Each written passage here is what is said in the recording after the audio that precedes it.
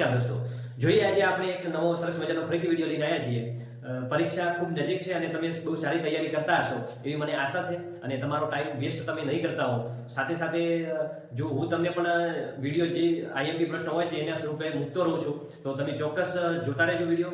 Like, share અને subscribe કરવાનું ભૂલતા નહીં અને કોમેન્ટની અંદર કોમેન્ટ કરીને બતાવશો કે વિડીયો કેવો સારો છે કે સારો નથી. જો કોઈ જરૂર હજી એવું લાગતું હોય કે વિડીયોની અંદર ઇમ્પ્રુવમેન્ટ કરવાની જરૂર છે તો ચોક્કસ આપણે કરીશું. કોમેન્ટ બોક્સમાં જણાવજો અને સાના વિશે તમારે કોઈ બીજો વિડીયો જોઈતો હોય તો પણ કહેજો. સાથે ચલો તો આપણે જોઈએ આજે કે શું ભણવાના છીએ. તો જો પરીક્ષાની અંદર માસિક સ્રાવ, રજ્જોસ્રાવ અથવા ઋતુસ્રાવ કરીને પ્રશ્ન પૂછાતો હોય છે તો આપણે ઘણી વખત ઘણા વિદ્યાર્થીઓ લખતા હોય છે, મને ખબર છે કે ઋતુસ્રાવ એટલે દર મહિને શિયાળો, ઉનાળો અને ચોમાસું ઋતુ આવતી હોય છે. આવા પણ ઘણા બધા વિદ્યાર્થીઓ છે જેમને આના વિશે કંઈ ખ્યાલ છે નહીં. તો ચોક્કસ દોસ્તો આ પ્રશ્ન વિજ્ઞાનને લગતો ટેકનોલોજીને પ્રશ્ન છે, એમાં કંઈ સંકોચન અનુભવવું ના જોઈએ મારા મતે. કારણ કે વિજ્ઞાનની અંદર જો આપણે સંકોચન અનુભવીશું તો આગળ જતા એના વિશે આપણે જ્ઞાન નહીં હોય તો એ ચાલી શકે તેમ છે નહીં. તો ચોક્કસ દરેક જણને વિડીયો જોવો જ જોઈએ અને એની અંદર કઈ સંકોચન જેવું છે નહીં અને જાગૃત થવાની પણ ચોક્કસ જરૂર છે.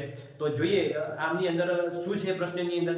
તો જોશો અહીંયા આકૃતિ તમારે પરીક્ષાની અંદર દોરવી જરૂરી નથી, પરંતુ મેં જે અહીંયા આગળ મુદ્દા લખ્યા છે એટલા તમે મુદ્દા જો લખશો તો ચોક્કસ તમને પૂરેપૂરા માર્ક્સ મળશે અને માર્ક્સ કપાશે નહીં. અને શોર્ટ અને સારી રીતે બધા મુદ્દા અંદર આવરી લીધા છે તો તમે ચોક્કસ આ મુદ્દાઓ લખવાનું રાખશો. તમારી નોટબુકની અંદર નોંધી લેશો તો તમને યાદ રહી જશે. અહીંયા હું બોલું છું સાથે સાથે તમારે તૈયાર પણ કરવાના છે, બરાબર છે. તો જોઈએ તો માસિક સ્રાવ અથવા ઋતુસ્રાવ, તો એની અંદર અંડપિંડમાંથી દર મહિને એક અંડકોષ મુક્ત થતો હોય છે. અંડપિંડમાંથી દર મહિને એક અંડકોષ મુક્ત થતો હોય છે.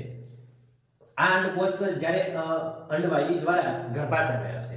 હવે ગર્ભાશયની અંદર આવે ત્યારે એ આ અંડકોષ એની જે ગર્ભાશયની જે દિવાલ હોય છે એ માસલ, જાડી અને સ્થિતિસ્થાપક બનશે, બરાબર છે. એની અંદર જે રુધિર હશે એ રુધિરનો ભરાવો થશે અને એ શુક્રકોષ એને મળે એના માટે એક અંડકોષ શુક્રકોષ મળશે તો અંડકોષ ફલિત થશે અને જો શુક્રકોષ ના મળે તો એ અંડકોષ ફલિત થઈ શકે નહીં. તો આ ગર્ભાશયની અંદર અંત આવરણ જે બનેલું હોય છે એ અંત આવરણ જો શુક્રકોષ ના મળે તો એ ચોક્કસ તૂટી જાય છે અને યોનિ માર્ગ દ્વારા એ શરીરની શ્લેષ્મ સ્વરૂપે, રુધિર સ્વરૂપે શરીરની બહાર નીકળી જાય છે.